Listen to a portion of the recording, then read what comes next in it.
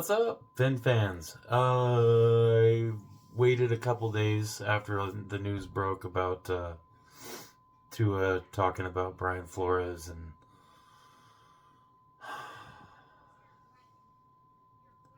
the reaction is ridiculous. So I just wanted to make a really quick video, nothing too long, about kind of what I thought about it. And Brian Flores, nobody is saying that he's. And I just want to go down this list real quick about how I feel about all this. Number one, let's talk about Brian Flores.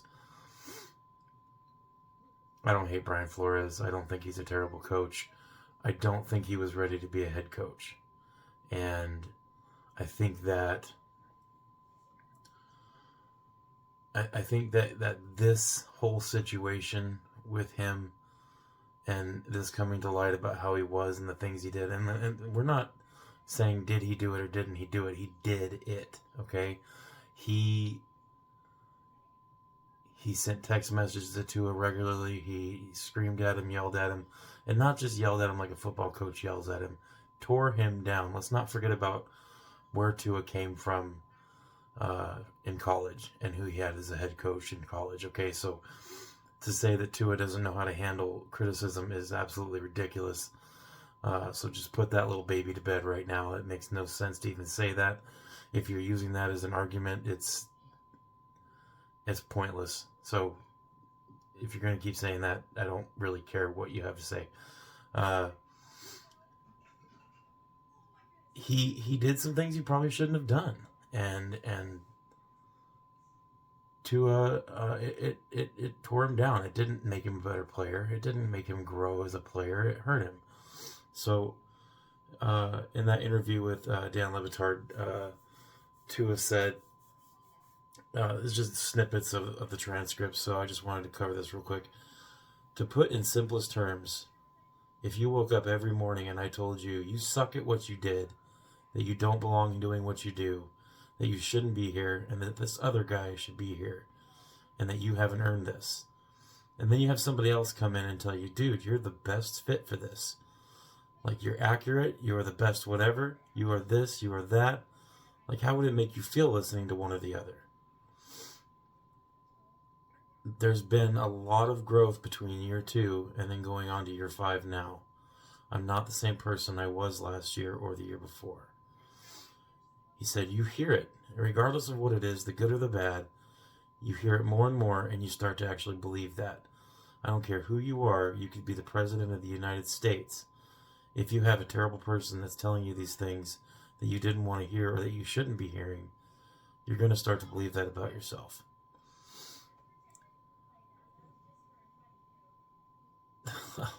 It's hard to talk about because Tua, he's being honest here, and a lot of time, since we've known Tua in the NFL and in college, he's been a pretty quiet guy, and he's kept this stuff inside for a long time.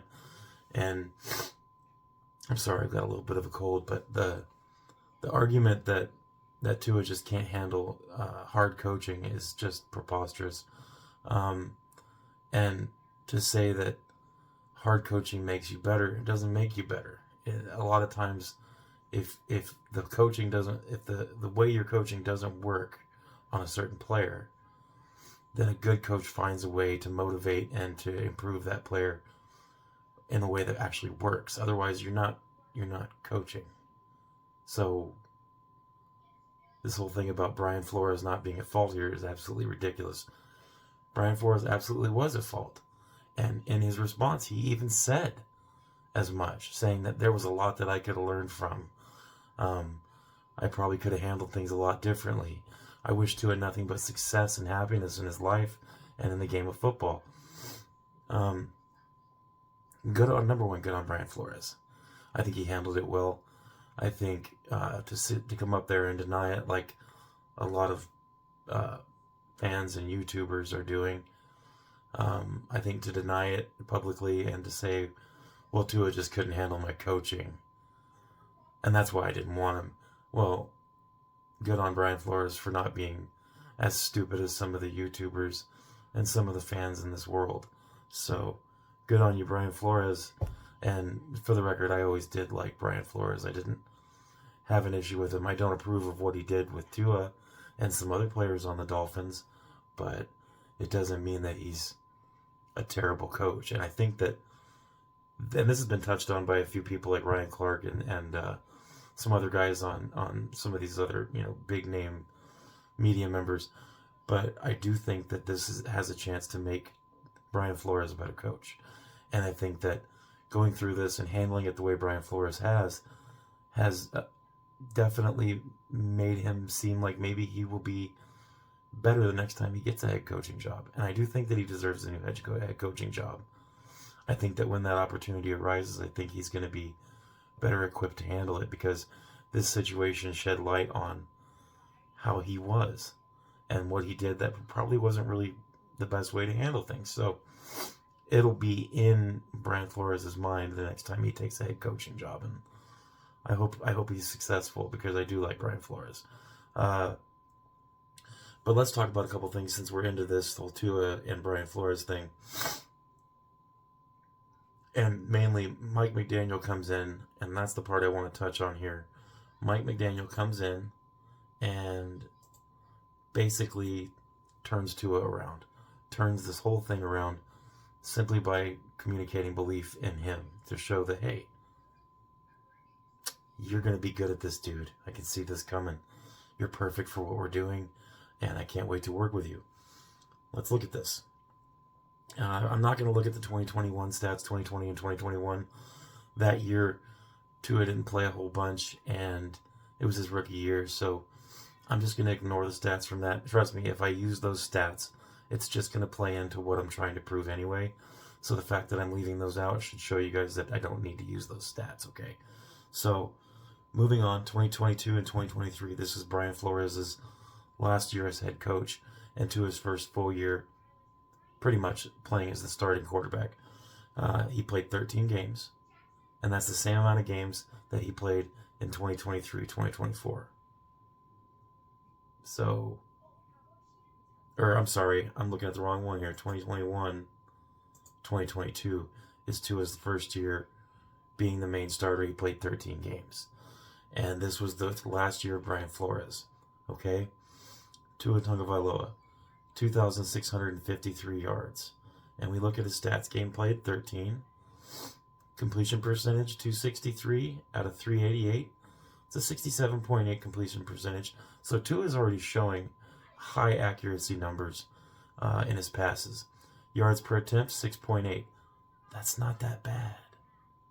Everybody talks about Tua being dink and dunk, and even back then, no, that's not that bad. That's pretty decent. Yards per game, 204.1. He was also splitting a little bit of the time with Jacoby Brissett, but it doesn't really change the effect of these stats for what I'm trying to communicate. 16 touchdowns, 10 interceptions. Okay, that's that. Let's look at 2022 and 2023, which would be Mike McDaniel's first year. Mike McDaniel's first year coaching Tua Tagovailoa. Same amount of games played, 13. 3,548 yards. That's over 1,000 yards more. Okay?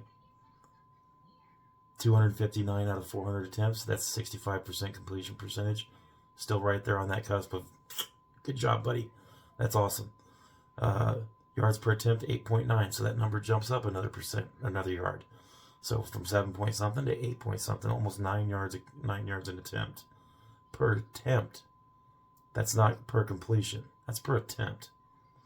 Yards per game, 272.9. That jumped up about 73 yards per game. 25 touchdowns, 8 interceptions. Man's looking good, right?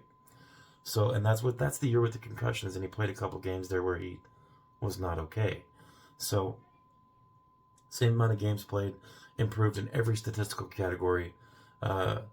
Completion percentage stayed about the same, so we'll leave that alone. But Mike McDaniel, by showing a little bit of compassion and positive thinking and recognizing that certain players need to be coached up a different way. Not every player needs to be coached down by being ripped apart, torn apart, insulted daily, and told that he doesn't even belong here and that I wish he were gone. These things were said to him regularly. It's been confirmed by other media members, by people who were there, other players, by Tua himself, and Brian Flores didn't even deny it. So shut up about anybody who's saying that these things probably didn't even happen. No, they did. And if you think that they didn't, you need to do a little bit of research. So consider this your call. Go do some research before you start talking about stuff like this, okay? We're talking about a man's psyche and a man's career and someone else trying to destroy it. And the stats just got better from there, right? Last year, Tua did amazing. 2 years under McDaniel. By the way, why does everybody say Mike McDaniels? I feel like as soon as you say the words Mike McDaniels when you're referring to Mike McDaniel, instantly I have no respect for what you're saying. Instantly. Like, you don't even know the man's name. So, what do you really know about him? His coaching or anything else? Anyway, Tua Tagovailoa from last year, 4,600 yards, a little bit over that, but 4,600 for the brevity's sake. 388 out of 560 completion percentage, 69.3. That's almost a 70% completion percentage. Nice job, dude. So 46.24 is his actual yards, 8.3 yards per attempt. Per attempt, not per completion. Yards per attempt, 8.3 yards. Jumped up again. Yards per game, 272, jumped up again. Touchdowns jumped up, 29. Hey, interceptions jumped up too. Boo. Tua needs to, chill out a little bit. He got a little carried away. Try to force some of those balls in there. But my point is this. What Brian Flores was doing wasn't working. What Tua was doing with Mike McDaniel was. And the difference there was the fact that Mike McDaniel was building Tua up instead of tearing him down. Not every player responds the same. If you've played any amount of organized football, especially football, because coaching in football can sometimes be, there's a wide variety of coaches in football, okay? And it goes all the way from the buddy, Mr. Nice Guy, all the way to the complete jerk and the domination guy like Bill Parcells and stuff like that. Or Bill Parcells and I'm not going to name names. I don't want to be, throwing everybody under the bus. It's just the point is there's a lot of different kinds of coaches and a lot of different players. And for someone to insist that they're the way they're going to coach is the same for every player, that's not a good coach. That's not how a head coach especially is supposed to be. So I feel like this will make Brian Flores a better coach, knowing that he needs to adjust how he coaches to different players. And it's not a knock on Tua. It's not a knock on some of these players saying, well, they just can't handle hard coaching. No, they can handle hard coaching. Tua's coach was Nick Saban in college. Are you kidding me? That guy is a hard coach. That guy is he screams all the time. So on the sidelines during the championship game, when Tua was playing for Saban, and you see him screaming at Tua, why'd you throw that? Why'd you throw that? When he threw that interception. And Tua turning around and putting his arm around him and saying, we're okay, coach. That doesn't seem to me like a player who can't handle hard coaching. That seems to me like a player who's been coached hard by Saban, but Saban had a respect and a love for Tua and appreciation, and he coached him the right way. That wasn't what Brian Flores was doing, and that's the difference. So let's just chill out with the Tua's at fault here, and he just couldn't handle it thing. Usually I have a lot of respect for other people's opinions on things, especially stuff that, football.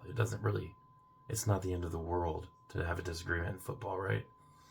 But in this situation, with this, how this all happened, if you're arguing for Brian Flores and saying that it's Tua's fault, he couldn't handle it, really look in the mirror and what are you even saying? Ask yourself that. What am I even saying? So, I was feeling pretty passionate about this when it all came out, and I wanted to take it easy for a couple days because I've played a lot of football. I never played professional football, but college and high school and Pee Wee even. And I've had a pretty big range of coaches. And I can tell you one thing. I know that there's a line. And when you're coaching players, each player has a different line. Or if you cross that line with that player, you've lost them. And Brian Flores did that repeatedly with Tua. And all of that was because he didn't want Tua as his quarterback. Well, why? Tua was incredible. Tua's doing great. And he could have been great back then if he would have had a little bit of confidence and support. And a coach that was willing to build an offense around him instead of a coach that was willing to bench him for not playing the way he wanted him to play. You take any of these other quarterbacks, especially the ones from the same year as Tua, Jalen Hurts, or Justin Herbert, take any of those guys and put them into a situation and have Brian Flores treat them the same as he treated Tua. None of them are going to succeed. None of them were going to look as good as they did when they came into the league. That's the way it is. Don't believe me? Go look at the numbers. Pro Football Network is a good way to look at the stats. It's right there in front of your face. Pick one of those quarterbacks, look at their stats. Pick Tua and look at his stats.